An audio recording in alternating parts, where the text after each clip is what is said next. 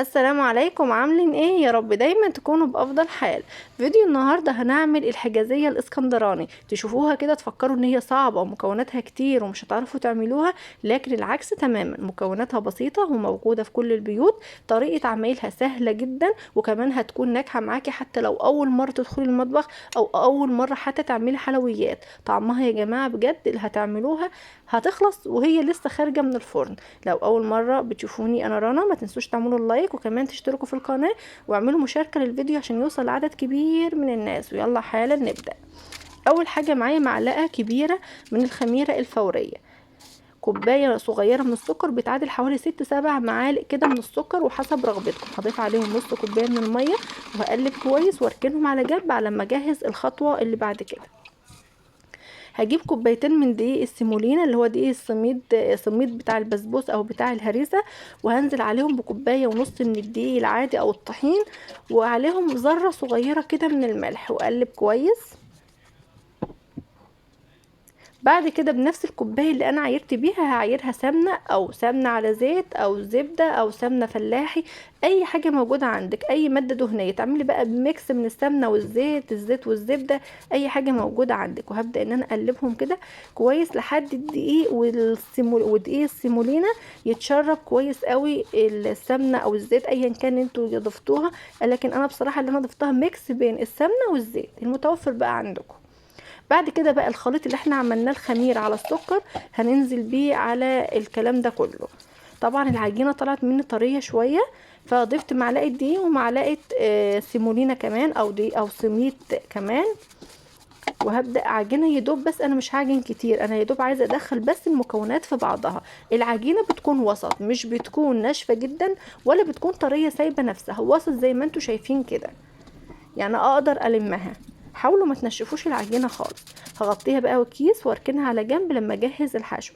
كوبايه ونص من دقيق السميد او السيمولينا قصدي، وعليه كوبايه من السكر العادي، وهضيف عليهم معلقه واحده بس من القرفه ومعلقتين من الكاكاو الخام.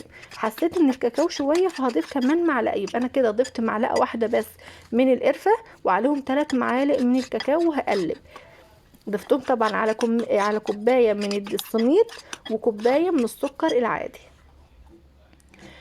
هنا ده اختياري، ضفت كده شويه 3-4 نقط من الفانيليا، وممكن فانيليا عاديه على فكره، فانيليا اللي هي البودر، اي حاجه موجوده عندك، وده اختياري لو مش موجوده عادي.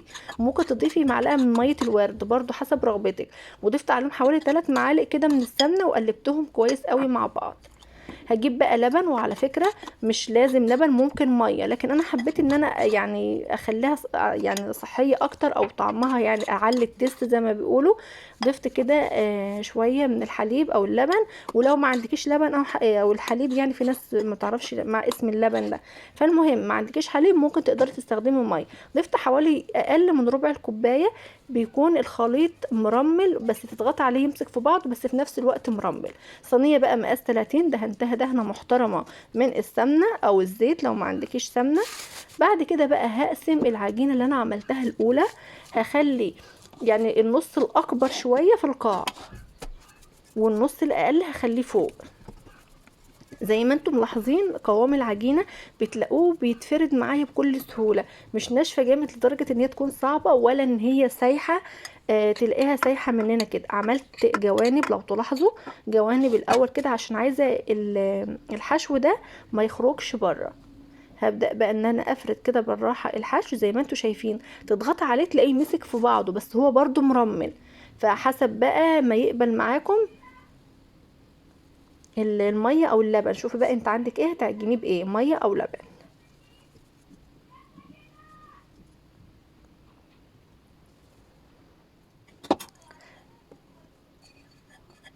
كده انا ضفت كل كميه الحشو اللي انا عملتها، كانت مناسبه جدا بصراحه.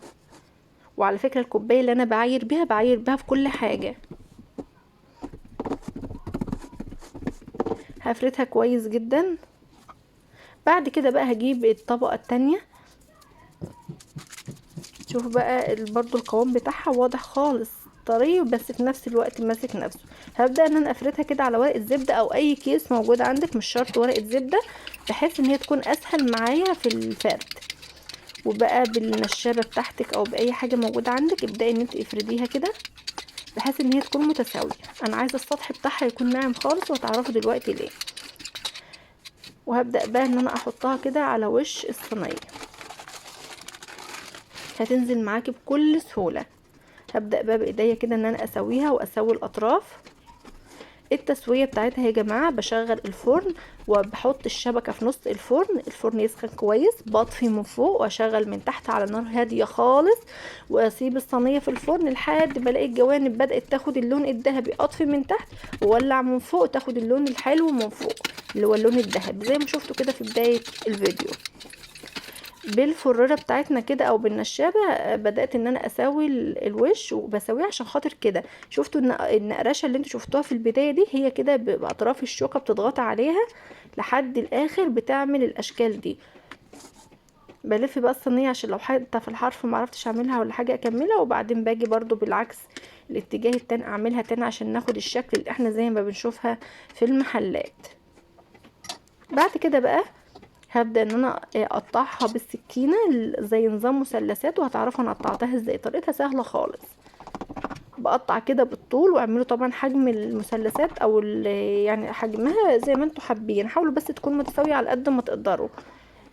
بعد كده بقى بجيب بالعكس من النص الصينية كده بشد خط بالميل، وهكذا بكمل الصينية. وعلى فكرة الحجازية ملهاش شربات ودي احلى حاجة، يعني بصراحة يعني مختصرة كده مع نفسها، مش بتاخد شربات ولا حاجة. هو السكر بتاعها اللي احنا ضفناه حوالي 5-6 معالق كده في الاول مع الخميرة، وكمان ضفت كده كوباية في الحشو في الطبقة اللي هي في النص اللي هي البني دي. وعلى فكرة عايزة انبه القرفة احطه معلقة واحدة بس، عشان القرفة لما بتكون كتير ممكن تعمل مرارة، فكفاية معلقة واحدة.